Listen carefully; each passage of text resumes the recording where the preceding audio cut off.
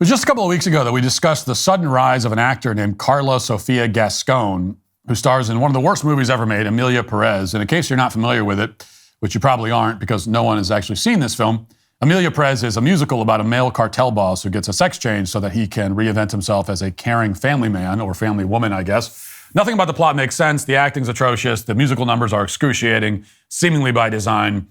To give you an idea of the caliber of writing on display, at one point an actor in a gender clinic sings the line, "From penis to vagina." So you can pull up the footage if you're so inclined. I can't bear to play it again, but if you want to, you can find it. Nevertheless, the movie has been a huge hit. It has not been a hit with audiences or in theaters or even really with movie critics, but it has been a hit with the awards shows because Gascón identifies as transgender. So they finally have some of that trans representation they're always demanding. At long last, a so-called trans character was being played by a man who identifies as a woman. In Hollywood, this is an achievement on par with, the moon landing or even greater than that. For months, they haven't been able to contain their excitement. So the Academy, in their enthusiasm, nominated Gascón for the Best Actress Award along with 12 other awards, making it one of the most nominated films of all time. Now, at the time, it seemed pretty clear how this story would play out. It was easy to assume, as I did, that Gascón would inevitably win the award, become the first ever man to win Best Actress. For the first time in history, men would win both major acting awards at the Oscars. And then all the actual women would have to pretend to be very enthusiastic about this development. And this would be how the Academy would strike back at Donald Trump, fascism, and so on. In fact, in some ways, I was kind of looking forward to it. I was looking forward to the clip of this man winning Best Actress and then cutting immediately to all the women who lost and just seeing them pretend to be excited in that moment. I was kind of looking forward to that. And but it looks like it may not happen, tragically. As it turns out, at the last minute, the script has been totally upended. And it's been upended in the most fitting way, which is that Karla Sofía Gascón has just been canceled because of his old tweets. Yeah, we have ourselves a good old-fashioned old tweets cancellation for the first time in a while. I mean, this is like a relic from a lost civilization or something. But it's happening again. It's pretty fascinating. Watch. Oscar nominee Karla Sofía Gascón is catching heat for controversial takes she posted online in recent years about everything from Islam to George Floyd. The Emilia Perez's star's posts on X started to make the rounds early Thursday morning and were deleted not soon after. Less than a month after Floyd was murdered in Minnesota in 2020, inciting nationwide Black Lives Matter rallies, Gascón shared these words, saying, "I truly believe that very few people ever cared about George Floyd," and calling him a drug addict and a hustler.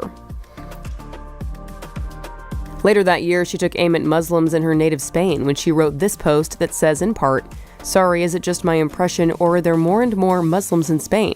Every time I go to pick up my daughter from school, there are more women with their hair covered and their skirts down to their heels." So these are the first two highly incendiary, totally cancel-worthy tweets that the Hollywood Reporter chose to cite. And it's a little odd since there's nothing remotely interesting about either tweet that they read. Saying that there are a lot of Muslim people in Spain is just an observation about demographics, also happens to be true. Then, of course, there's the first tweet, which is equally inoffensive, saying let's call him Drug Floyd, saying that Drug Floyd was a drug addict and a hustler is probably the kindest, most sanitized way that you could describe George Floyd, a.k.a. Drug Floyd. If anything, I'm offended that he was far too nice to George Floyd. But to be clear, that tweet was one of several that Gascón posted about Floyd. Here's another. The post that's translated on X read as follows, quote, "Let me get this straight. A guy tries to pass off a counterfeit bill after consuming methamphetamine. An idiot policeman arrives and goes too far in arresting him, killing him, ruining the lives of his family and colleagues, and turning the guy with the bill into a martyr hero."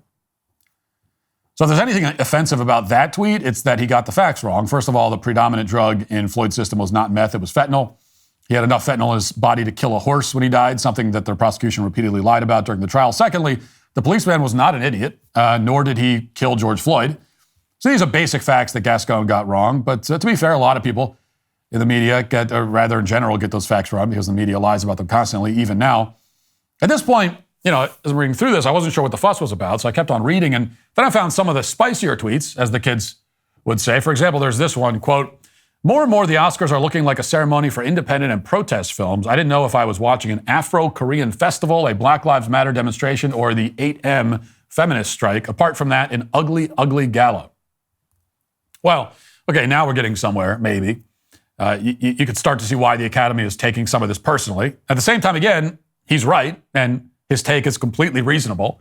He called out the Oscars for implementing DEI everywhere and using the awards ceremony for activism. The Academy even implemented explicit racial quotas in its selection process a few years ago, and it shows. But at the same time, of course, these tweets are hitting a little close to home for the Oscars, I suppose.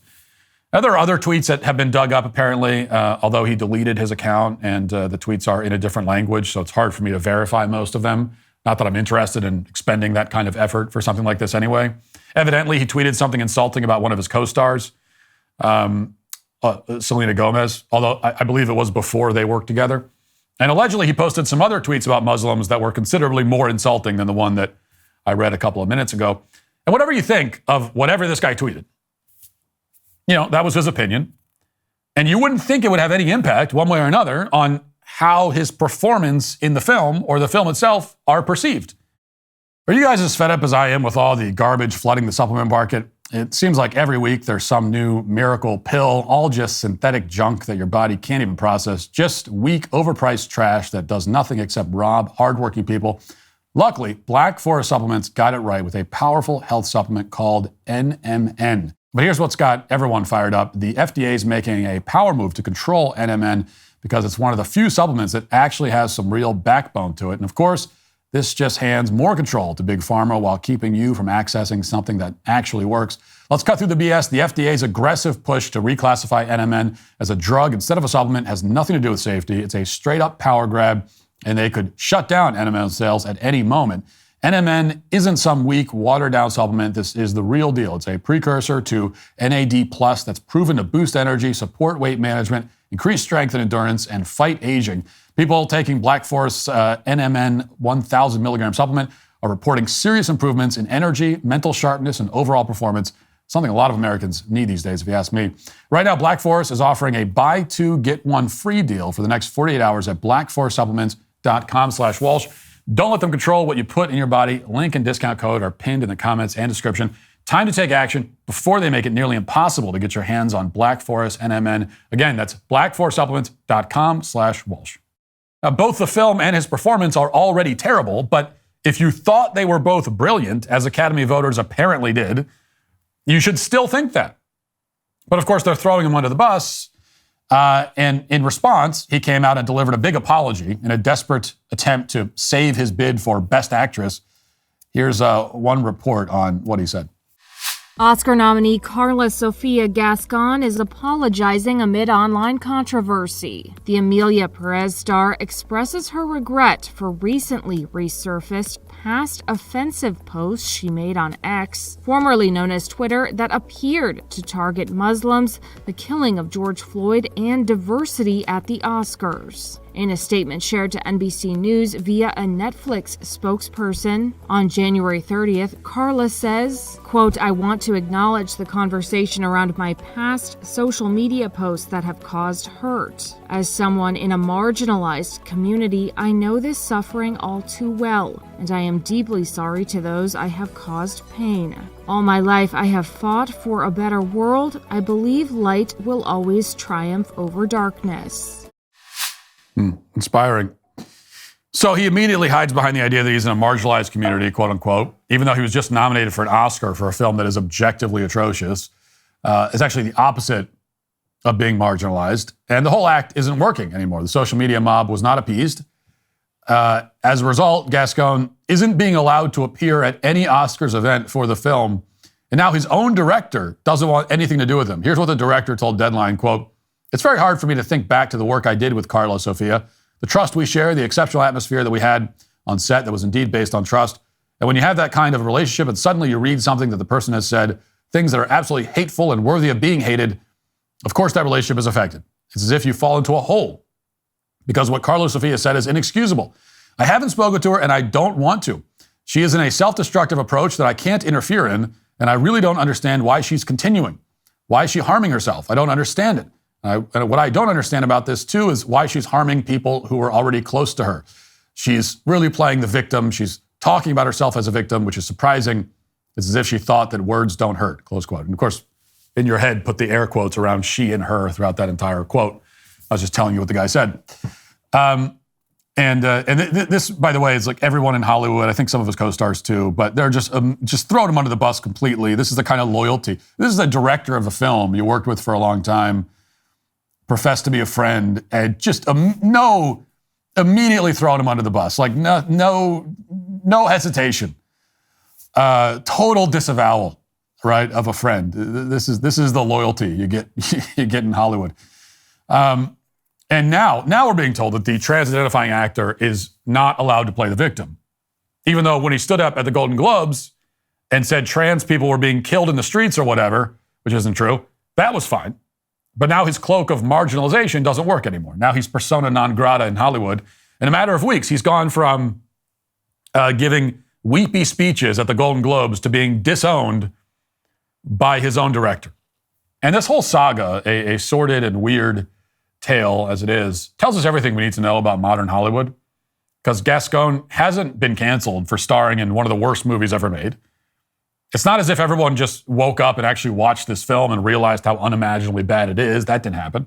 Nor has Gascón been canceled for deciding in middle age that he's really a woman, even though no one with two functioning eyes or ears would confuse him for a woman. None of that happened. When they loved this guy, were ready to shower him with awards when he was a cross-dressing man appropriating womanhood in the worst movie ever made. But he crossed the line by tweeting some true things about George Floyd 4 years ago. And then people went looking through his other tweets and saw that he made fun of Selena Gomez and the Hollywood elites. And in the end, that's what will cost him the Best Actress award. Hollywood has gone so insane that a terrible male actor in a bad film will now lose out on the Academy Award for Best Actress, but for reasons that have nothing to do with the fact that it was a bad performance in a bad film, or with the fact that he is, a man. And that is why all the people who are canceling Karla Sofía Gascón for his old tweets, instead of the fact that he's a man pretending to be a woman and that he can't act and that his movie is bad, are today themselves canceled. If you'd like to see what else I have to say, you can access my full show by going to dailywire.com or by going to the Matt Walsh Show Twitter page. Hope to see you there. Godspeed.